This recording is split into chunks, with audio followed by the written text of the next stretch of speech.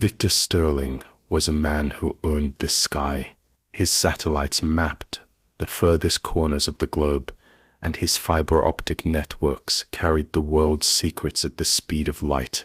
He had built a $1 trillion empire on the concept of vision, yet as he stood on the marble patio of his estate, he felt utterly powerless.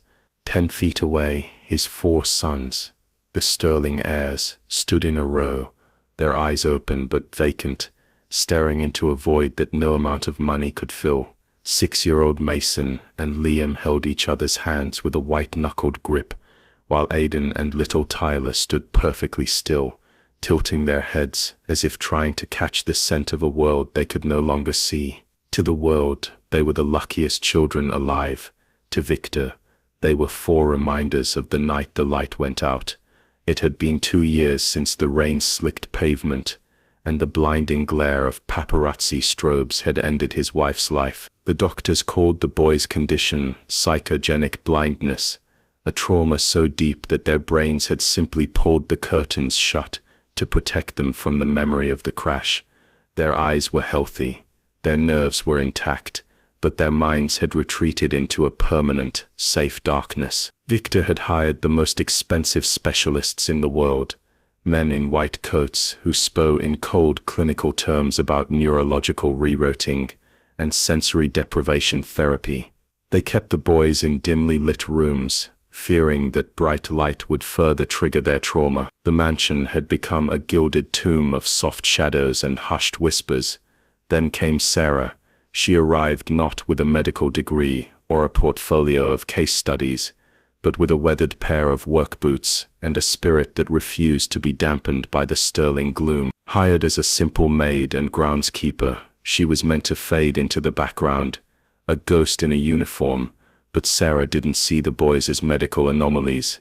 She saw them as children trapped in a house that had forgotten how to play. While the elite nannies hovered with hand sanitizer and braille tablets, Sarah watched the way the boys flinched at the sterile hum of the air conditioning, but leaned their faces toward the warmth of the sun-drenched windows. On this sweltering afternoon, the heat was heavy, and the vision fixer, Dr. Uris, was inside the library explaining to Victor why the boys needed another 6 months of complete darkness. Sarah, however, was already in the garden. She moved with a quiet purpose, uncoiling the long red garden hose. She knew the risks. She had been warned never to overstimulate the children. But as she looked at the 4 boys standing in their pristine, expensive clothes, Mason in his green shirt, Liam in yellow, Aidan in stripes, and Tyler in white, she couldn't bear the silence of their world anymore. "It's a hot one today, isn't it, boys?" Sarah called out, her voice a warm contrast to the clinical coldness they were used to. The quadruplets turned their heads in unison. They recognized her voice. It wasn't the voice of someone pitying them. It was the voice of the girl who smelled like lavender and fresh-cut grass. "I have a secret," Sarah whispered, moving closer. "The light isn't a monster. Sometimes the light is just a dance. Do you want to feel the dance?" She didn't wait for an answer. She turned the brass nozzle of the hose, adjusting it until the water didn't come out in a stream, but in a fine shimmering mist. She didn't spray it at them. She sprayed it upward. Let the afternoon sun catch the millions of tiny droplets, creating a localized prism of refracted light. On the patio, Victor froze. He had just stepped out to find his sons, and his heart leaped into his throat. He saw the maid, the girl he barely knew the name of, surrounding his sons with a cloud of water and light. He opened his mouth to shout, to fire her on the spot for defying the doctor's orders, but the words died in his throat. Little Tyler, the youngest, had raised his hand. His small fingers were twitching, reaching out into the mist. "Sparkle," the boy whispered. It was a word he hadn't used in 2 years. "It's not just water, Tyler," Sarah said, her eyes shining as she kept the mist steady. "It's a rainbow. Can you see the bridge?" One by one, the other 3 boys began to move. They weren't stumbling. They were tracking the movement of the light as it bounced off the water. The high-intensity glare that the doctors feared was being broken down by the water into a million soft, manageable points of color. The boys' optic nerves, dormant and locked away by fear, began to fight. The liquid light was a bridge their traumatized brains were finally willing to cross. Mason let go of Liam's hand. He turned his head slowly, his eyes once vacant, now following the arc of the hose. "Blue," Mason croaked, his voice trembling. He pointed a shaking finger toward the mist where the indigo spectrum was strongest. "I see, blue." Victor felt the world tilt. He stepped off the patio, his expensive Italian shoes sinking into the wet grass. But he didn't care. He watched as his 4 sons, previously paralyzed by their own minds, began to laugh. They weren't just feeling the water, they were chasing the light. "What are you doing?" a sharp voice barked. Dr. Aris had followed Victor out, his face contorted in a mask of professional outrage. "You're going to cause permanent retinal shock. Stop this at once." Sarah didn't flinch. She kept the hose steady, her gaze locked on Victor's. "They aren't breaking, Mr. Sterling," she said, her voice steady and defiant. "They're waking up. Look at them. Look at their eyes." Victor looked. For the first time since the accident, the vacant stare was gone. In its place was wonder. Tyler was looking directly at the mist, his eyes tracking a single droplet as it fell. Then the boy turned his head. His gaze drifted past the water, past the maid, and landed squarely on the man in the blue suit. "Daddy?" Tyler asked, his voice small but certain. "You're wearing the blue shirt today." The trillionaire dropped to his knees in the mud. The man who saw everything had finally realized how blind he had been. He reached out, pulling all 4 of his sons into a wet, sobbing embrace. The darkness hadn't been a wall. It had been a door, and a girl with a garden hose had been the only one brave enough to turn the hand. As the sun began to dip below the horizon, the garden was no longer a place of silent ghosts. It was a place of noise, of splashing water, and most importantly of sight. Victor looked up at Sarah, who stood quietly with the hose, her white apron soaked, and her smile soft. He had spent billions looking for a cure in the dark, never realizing that all his children needed was someone to show them that the world was still beautiful enough to look at. Victor Sterling believed that if he could control the environment, he could control the cure. The Sterling mansion, a sprawling architectural marvel of glass and steel perched high above the city, had been systematically stripped of its brilliance until it resembled a high-tech tomb. Within these walls, the concept of the golden cage was not a metaphor.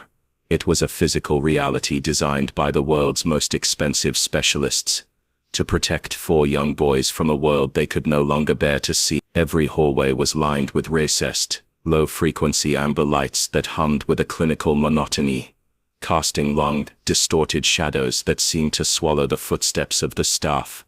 The nursery wing was the heart of this artificial twilight. To prevent the quadruplets from injuring themselves in their sightless world, Victor had ordered the walls to be upholstered in soft charcoal gray velvet, backed by layers of high-density acoustic foam. Even the sharp corners of the custom-built furniture had been rounded and padded until the room felt less like a home and more like a pressurized chamber. There were no mirrors, no bright paintings, and certainly no windows left uncovered. Heavy, motorized blackout curtains stood guard over the floor-to-ceiling glass, sealing out the sun as if it were a lethal intruder. Inside this sensory vacuum, the boys lived in a state of suspended animation. 6-year-old twins Mason and Liam sat on the plush, deep pile carpet, their hands constantly searching for one another, their fingers interlaced in a desperate, silent tether. 5-year-old Aiden sat nearby, rocking rhythmically to the sound of his own breathing, while little Tyler, the youngest, lay curled on a padded bench, his face pressed against the velvet wall, as if trying to merge with the silence. They were the heirs to a $1 trillion legacy built on optical sensors and global surveillance, yet they were effectively banished to a world of felt and shadow. The atmosphere was maintained by Dr. Aris and a rotating team of clinical observers who moved with the silent efficiency of clock. To them, the boys were not children, but data points in a tragic experiment of psychogenic blindness. Every morning, Victor would stand at the threshold of the nursery, his silhouette framed by the dim amber light, his heart heavy with a guilt that no amount of wealth could alleviate. He would watch his son's vacant stares and feel the crushing weight of the hopeless diagnosis that arrived via encrypted email every week. This was the world Sarah stepped into, a world where the air felt thick with recycled oxygen and suppressed green. As she walked through the padded corridors for the first time, her footsteps silenced by the thick carpets, she felt the oppressive weight of the sterling safety. She saw the boys not as fragile glass dolls to be kept in the dark, but as prisoners of a tragedy that had been reinforced by a father's fear. While Victor saw a protective sanctuary, Sarah saw a cage of gold and velvet, waiting for a single spark of light to break the spell. Sarah stepped into the sterling mansion not as a savior, but as a ghost in a grey uniform, hired to tend to the greenery that lined the suffocating padded corridors of the nursery. Her background in the countryside had given her a quiet, rhythmic way of moving, a sharp contrast to the clinical clicking heels of the medical staff who swarmed the house. Victor Sterling had hired her because she was unobtrusive, a silent observer, whose only task was to ensure the indoor ferns didn't wither in the artificial amber light. But as she moved through the golden cage, Sarah realized that it wasn't just the plants that were starving for something real. The nursery wing was a theater of high-tech shadows. Every afternoon, a team of specialists, led by Dr. Uris, would descend upon the quadruplets, armed with the latest diagnostic tools that money could buy. Sarah watched from the corners of the rooms, her hands busy with a watering can, but her eyes fixed on the children. The experts treated the boys like malfunctioning machines. They used ultrasonic scanners that emitted high-pitched invisible frequencies and tactile stimulators that vibrated against the boys' skin with a rhythmic mechanical aggression. They spoke about the children in the third person, their voices echoing off the velvet-padded walls with a cold, detached authority. To the doctors, the boys were unresponsive. To Sarah, they were terrified. She noticed how 5-year-old Aiden's shoulders would hunch up toward his ears the moment the vibration therapy machine was wheeled into the room. She saw how little Tyler would hold his breath until his face turned pale whenever the doctors used their cold metal instruments to check his pupillary response. The equipment was supposed to wake their senses, but Sarah saw that it was doing the opposite. The aggressive, sterile nature of the care was driving the boys deeper into their internal darkness. They weren't just blind to the world, they were hiding from it.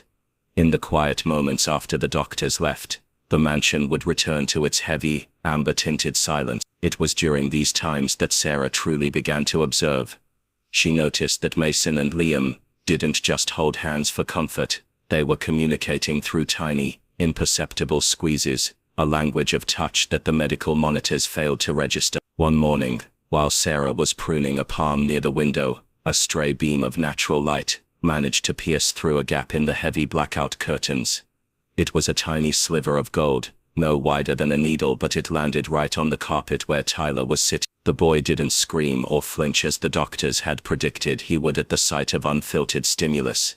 Instead, he slowly tilted his head. His vacant eyes didn't focus, but he reached out a small trembling hand toward the wall. He wasn't tracking light with his eyes yet, but he was hunting for the life within it. Sarah held her breath, watching, as the broken air found the tiny spark in the glue. In that moment, she realized the tragic truth. The experts weren't curing the boys, they were suffocating them in a vacuum of safety. The trillion-dollar technology was a wall, and the children were screaming for someone to simply open a window. The heavy, humid air of the Sterling estate hung still over the meticulously manicured gardens, a lush contrast to the air-conditioned tomb of the mansion's interior. Sarah moved through the vibrant greenery, the weight of the golden cage still pressing against her thoughts, as she uncoiled the heavy red garden hose. Inside, the quadruplets remained locked in their amber-tinted world, but today, Victor had permitted them a brief moment of controlled outdoor exposure in the deep shade of the veranda. Sarah watched as the 4 boys were led out by the clinical staff, their movements stiff and hesitant, their faces pale from years of artificial twilight. They were positioned like statues on the stone patio, safely tucked away from the unpredictable glare of the afternoons. The doctors remained at a distance, huddled over their tablets, and discussing data points, leaving Sarah alone with the boys as she began her work on the surrounding flower beds.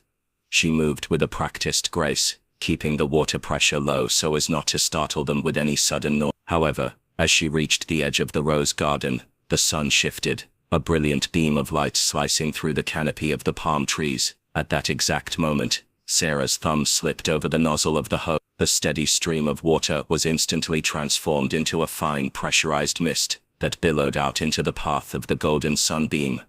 The effect was instantaneous. Millions of tiny droplets hung in the air, acting like 1,000 miniature prisms. A vivid, shimmering rainbow arced through the garden, a bridge of impossible color vibrating against the green backdrop.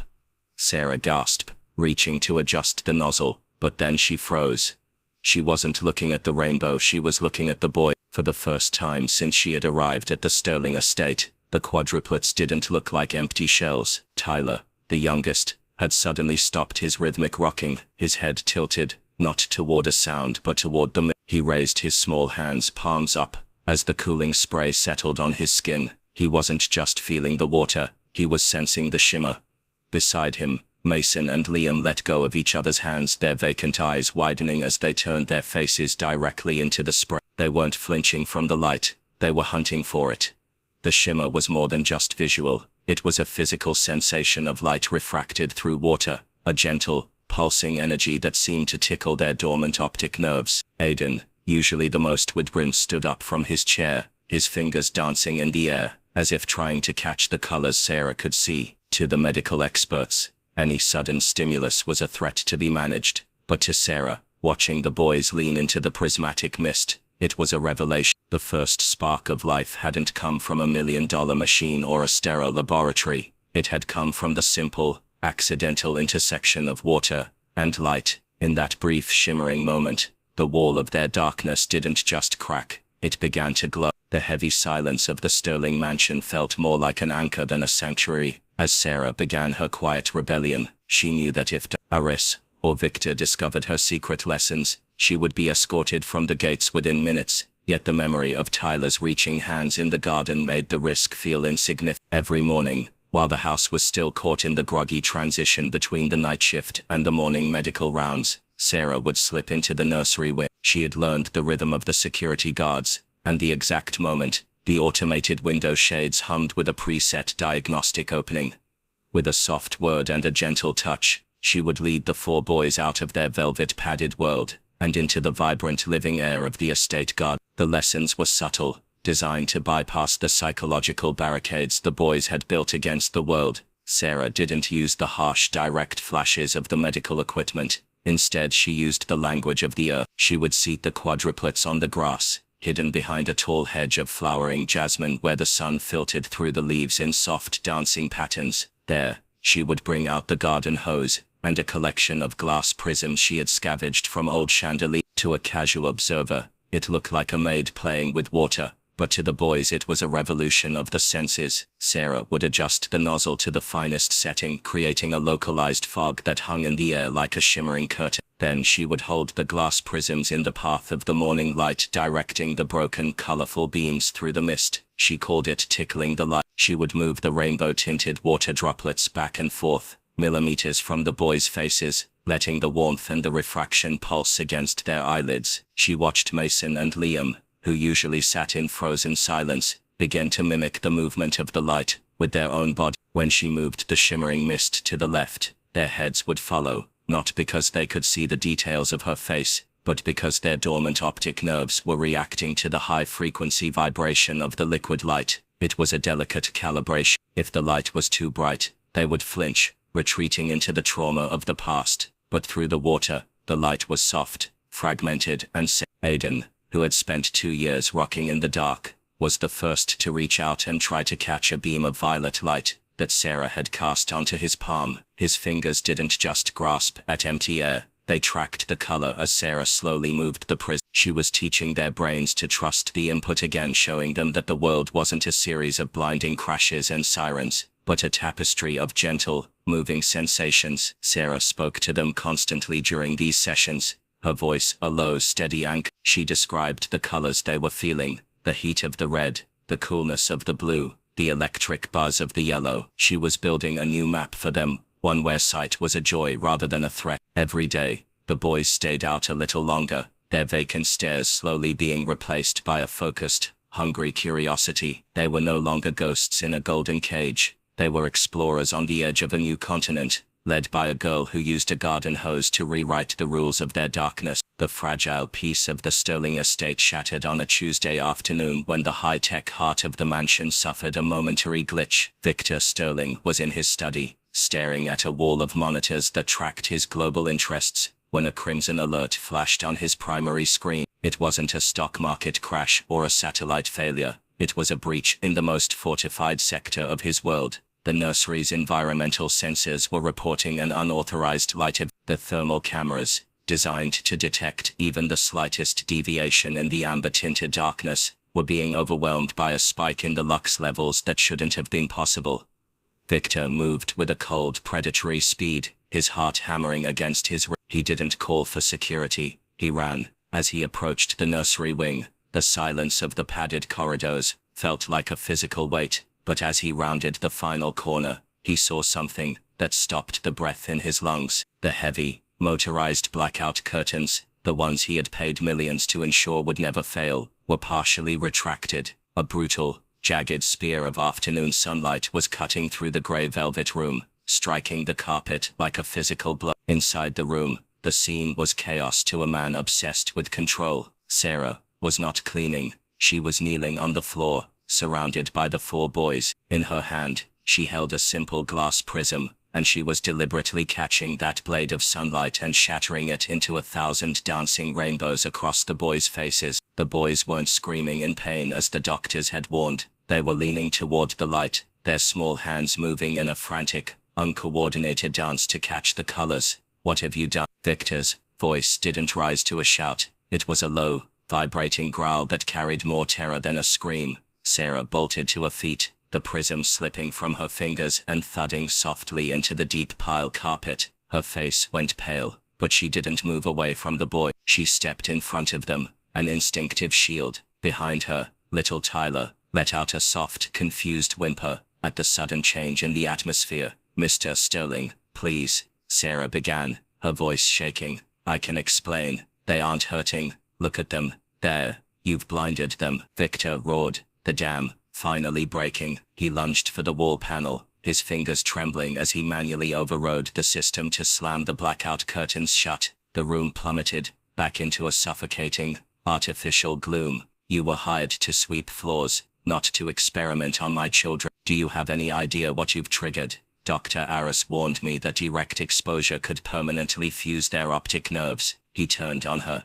his eyes wild with a mixture of grief and fury. To Victor, the light wasn't a gift. It was the thing that had taken his wife and the thing that was now in his mind, stealing the last remnants of his son's futures. He grabbed his phone, his thumb hovering over the direct line to his private security team. "I should have known better than to let someone like you near them," he spat, his voice trembling with a terrifying coldness. "You've bypassed every safety protocol in this house. This isn't just a fireable offense, Sarah. This is child endangerment. This is a criminal breach of $1 trillion estate. I'm having you arrested. You'll be lucky if you ever see the outside of a cell again." Sarah stood her ground, though her knees felt like they were made of water. She looked at the 4 boys, who were now huddled together in the sudden dark, searching for the warmth that had just been stolen from them. They were seeing Victor, she whispered, using his name for the first time, a move that made his jaw tighten in fresh rage. They weren't flinch. "For the first time in 2 years,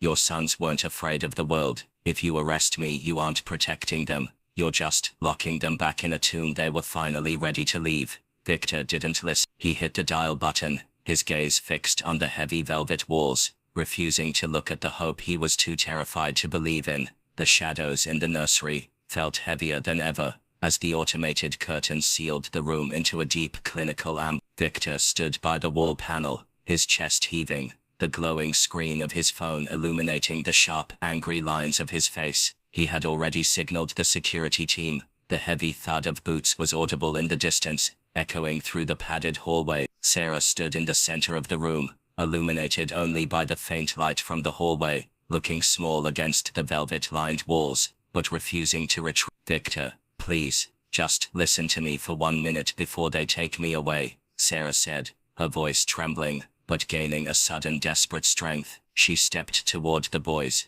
who were now huddled on the carpet, their hands searching for each other in the sudden return of the dark. You think You're protecting them with this darkness. You think the light is the enemy because of what happened that night, but the light isn't the problem. The fear is. Victor turned on her, his eyes flashing with a cold, protective rage. You know nothing of that. You weren't there when the flashes from the cameras felt like physical stabs. You didn't see them scream and claw at their eyes, until they simply went blank. Dr. Aris is a world-renowned expert, and he has spent 2 years proving that their systems cannot handle high-intensity stimulus. You are a gardener, Sarah. You are playing with lives you don't understand. I understand children, Sarah countered, her voice dropping to a low, intense whisper. And I understand growth. Look at the plants in this house, Victor. If you put a plant in a dark box, it doesn't just stop growing. It turns sickly and white. It becomes terrified of the very thing it needs to survive. That is what has happened to Mason, Liam, Aiden, and Tyler. Their brains didn't break. They just went into hide. She reached into her pocket and pulled out the small glass prism she had dropped earlier, holding it up so the amber light caught its edges. This is the prism theory. The boys aren't organically blind. Their optic nerves are intact, just as every test has shown. But they are suffering from a sensory blockade born of trauma. When you try to show them light directly, their brains perceive it as the attacker from the accident. It's too sharp, too fast, too loud, so their minds shut the door. Victor paused, his thumb hovering over the cancel button on his security alert, caught by the strange, simple logic in her words. The water and the prisms changed the frequency. Sarah continued, her eyes pleading. When I use the hose in the garden, or the glass here in the room, I'm not just showing them light, I'm breaking it. I'm slowing it down, and turning it into something soft, something they can feel on their skin, before they ever have to see it with their eyes. The water acts as a buffer, a physical bridge. It's a liquid light that doesn't hurt. I'm not forcing them to see. I'm tickling the nerves, giving their brains a safe way to remember how to process the world. If you lock them back in this tomb, you're just confirming their fear. You're telling them that the world is a place that must be hidden from. From the floor, little Tyler let out a small, hesitant sound. He reached his hand out toward Sarah's voice. Sarah, rainbow god. The question hung in the air, a tiny, fragile indictment of the darkness Victor had spent millions to maintain. Victor looked at his youngest son, then at Sarah, who stood there with no medical degree, no technology, and nothing but a piece of glass and a deep intuitive empathy. For a trillionaire who prided himself on seeing the future, he realized he had spent 2 years looking backward into a wreck. Liquid light, Victor repeated, the words tasting strange in his mouth. He looked at the door as the first security guard appeared, a tall man in a black tactical vest. Victor raised a hand, signaling him to wait. He turned back to Sarah, his face a mask of conflict. The scientist battling the father, the trauma battling the hope. If you are wrong, Sarah, if this causes them even a second of pain, I will make sure you disappear. But if there is even a 1% chance that my sons are in there waiting for a way out. He didn't finish the sentence. He moved to the window control, his hand hovering over the open command. 1 minute. Show me this prism theory in action. Show me that they aren't afraid. The air in the garden was thick with a tension that felt heavier than the approaching storm clouds on the horizon. Victor Sterling stood on the edge of the stone patio, his arms folded tightly across his chest, his jaw set in a line of rigid skepticism. Behind him, the security team and a frantic Dr. Aris watched like hawks, the doctor clutching a tablet and muttering about permanent sensory overload. This was the ultimate. Sarah stood on the grass, the red garden hose coiled at her feet like a serpent, the weight of the boy's entire future resting on her shoulders. She looked at the quadruplets, who were seated on a low wooden bench, their faces pale and tilted upward, sensing the vast openness of the outdoors, but still lost in the familiar void. 1 minute, Sarah. Victor's voice cut through the silence, cold and prove that you aren't just selling me a gardener's fantasy. Sarah didn't answer with words. She knelt in the grass and turned the brass nozzle. At first there was only the low hiss of water against the rose bushes, a sound that made the boy's ears perk up. Then with a delicate twist of her wrist, she tightened the spray. She didn't point it at them. Instead, she angled the hose upward, directly into a fierce, unshielded beam of the 3 o'clock sun. A high-pressure mist exploded into the air, creating a dense, shimmering cloud of trillions of microscopic droplets. As the sun hit the water, the miracle began. A double rainbow ignited in the air, a bridge of sapphire, emerald, and crimson that seemed to vibrate with a life of its own. Sarah began to move the hose in a slow, hypnotic arc, dragging the spectrum of light through the air, back and forth, creating a rhythmic pulse of color. "Look at the dance, boys," Sarah whispered, her voice a steady, rhythmic hum that mirrored the movement of the water. "Feel the bridge. It's safe. It's just the water singing." For the first 10 seconds, there was nothing but the sound of the mist. Then Tyler's hands began to move. His small, pudgy fingers didn't just grasp blindly. They began to track the arc of the rainbow. As Sarah moved the hose to the left, Tyler's head followed. To the right, and his vacant eyes seemed to catch a glint of the refracted gold. Then Mason stood up. His green shirt was soon dampened by the spray, but he didn't flinch. He let go of Liam's hand, the first time he had done so in a public space in 2 years, and reached out toward the violet edge of the mist. "Moving," Mason whispered, his voice cracking with a wonder that sent a visible shiver through Victor. "What is he saying?" Dr. Aris hissed, stepping forward. "It's a tactile reflex, nothing more. They feel the temperature change on their skin." "No," Victor breathed, his eyes wide. "Look at their eyes." Victor stepped off the patio and into the grass, oblivious to his soaked suit. He saw what Sarah had seen in the nursery. The boys weren't reacting to the water hitting their skin. They were tracking the light. Their pupils, which had been fixed and dilated for years, were constricting and dilating in perfect synchronicity with the movement of the hose. Sarah increased the pressure slightly, creating a wall of shimmering light between her and the boys. "Tyler," Sarah called out softly. "Where is the blue? Show your papa the blue." The youngest boy didn't hesitate. He stepped forward, his boots squelching in the damp grass, and pointed his finger directly into the indigo heart of the rainbow. He wasn't pointing at Sarah's voice. He was pointing at a coordinate in space that only a sighted person could identify. The liquid light bridge had worked. By breaking the light into a billion soft, manageable pieces, Sarah had bypassed the panic room of their brains. The boys weren't afraid because the light was wrapped in the familiar, cooling embrace of waiter. It wasn't a weapon. It was a toy. Liam and Aiden joined their brothers, their foreheads moving in perfect unison. As Sarah looped the mist into a circle, they were laughing, a raw, joyous sound that hadn't been heard in the Sterling mansion since the accident. They were playing catch with the spectrum, their hands darting in and out of the colors. Victor dropped to his knees in the mud. The trillionaire tech mogul reduced to a father who had just seen a dead man breathe. He watched as his sons, the heirs to an empire of vision, finally saw the world they were meant to lead. The miracle in the mist wasn't just a medical breakthrough. It was a homecoming. As the rainbow shimmered between them, the darkness of the golden cage didn't just end.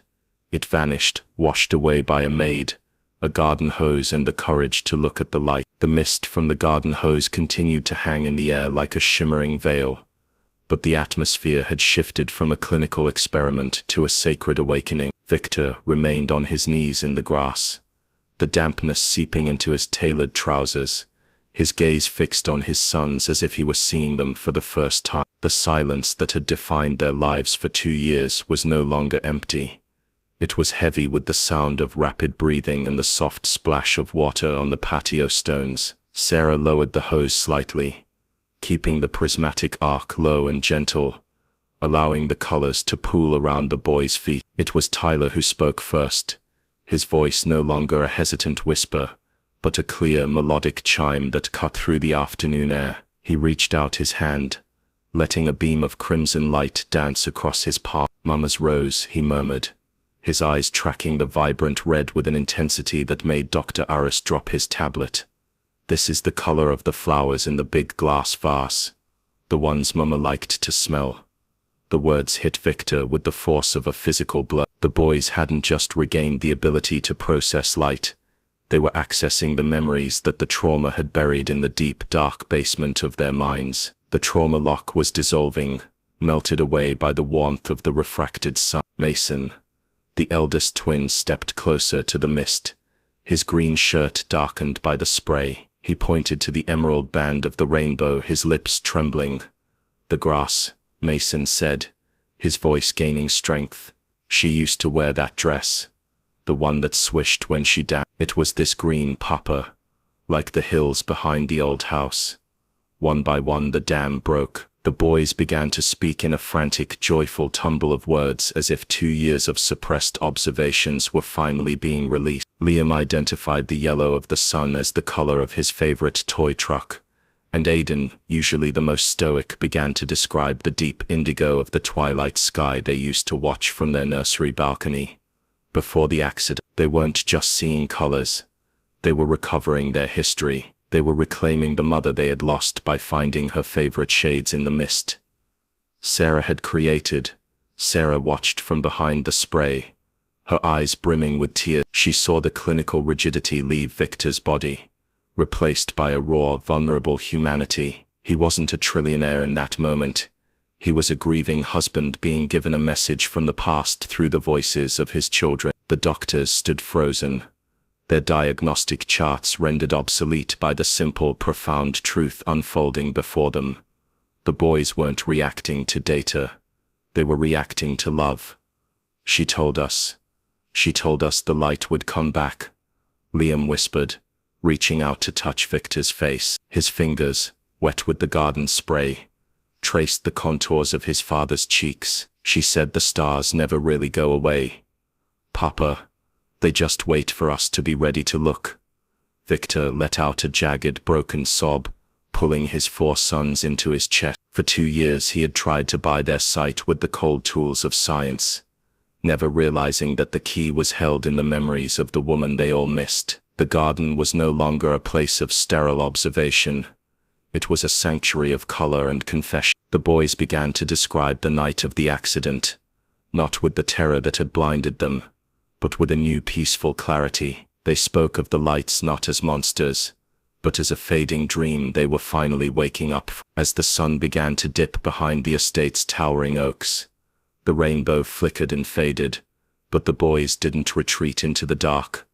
They stayed in their father's arms, their eyes alert and searching the darkening garden. The golden cage had been dismantled from the inside out. The trauma that had acted as a heavy blackout curtain over their lives had been pulled back by a maid's intuition, leaving them in a world that was no longer a threat, but a vibrant, living canvas of their mother's favorite things. The transformation of the Sterling estate began not with a blueprint, but with the sound of a hammer smashing through the first reinforced blackout shutter. Victor Sterling, a man who had spent a lifetime building walls of data and security, now oversaw the demolition of his own fortress, with a ferocity that bordered on the spiritual. Within weeks of the miracle in the garden, the golden cage was stripped of its velvet padding and its amber-tinted gloom. Victor personally handed Dr. Aris his final severance, a cold dismissal that carried the weight of 2 wasted years. The army of specialists, with their scanners and their cold theories, were replaced by a single, unwavering philosophy that light was not a stimulus to be managed, but a life force to be embraced. At the center of this new world stood a structure that became the talk of the architectural world, a conservatory of soaring glass and white steel that replaced the north wing of the mansion. It was a glass house, designed to capture every shifting hue of the day, from the pale violet of dawn to the burning gold of dusk. Inside there were no padded walls, only floor-to-ceiling windows, and indoor gardens fed by natural light and flowing water. It was here that the quadruplets truly came back to life. Mason, Liam, Aiden and Tyler no longer moved like ghosts. They ran through the halls, their laughter echoing off the glass, their eyes wide and hungry for the world Sarah had unlocked. Sarah's life had changed as dramatically as the house itself. She no longer wore the grey maid's uniform, or carried the weight of being the help. Victor had insisted on a title that didn't quite exist, Director of Development and Enrichment. But to the boys, she was simply the woman who had brought back the sun. She sat with them in the glass conservatory, no longer hiding her prisms or her garden hose. Instead, they worked together using light and water as a curriculum of joy. She taught them how to paint with watercolors, showing them how the pigments bled into the water, just like the light had bled into the mist. One evening, as the sun dipped low enough to set the glass walls of the mansion on fire, Victor found Sarah sitting on the floor with the boys. They were looking at a large book of photographs, not digital screens, but physical pages they could touch. Tyler was pointing at a picture of a nebula, his eyes bright and focused. Victor stood in the doorway watching the scene, and realized that for all his trillions, the greatest legacy he would ever leave was the fact that his sons could now see his smile. He walked into the room and sat beside Sarah, his presence no longer carrying the cold aura of a mogul, but the warmth of a man who had found his way home. I spent my life trying to map the world so I could control it, Victor said softly, his gaze on his son. I thought sight was about pixels and resolution. I never realized it was about perspective. You didn't just fix their eyes, Sarah. You fixed my soul. Sarah looked at the boys, then at Victor, her smile reflecting the soft twilight. They were never broken, Victor. They were just waiting for someone to show them that it was safe to look. People think the opposite of darkness is light, but it's actually courage. The sterling legacy was no longer defined by the technology that watched the world, but by the family that finally saw it. Sarah remained at the estate, not as a servant, but as the heart of the home, a partner in the boys' upbringing, and a constant reminder that the most profound miracles often come from the simplest tool. The Trillionaire's quadruplets were no longer the blind heirs. They were 4 boys who understood, better than anyone, that the most beautiful things in life aren't just seen. They are felt, reflected, and cherished in the light.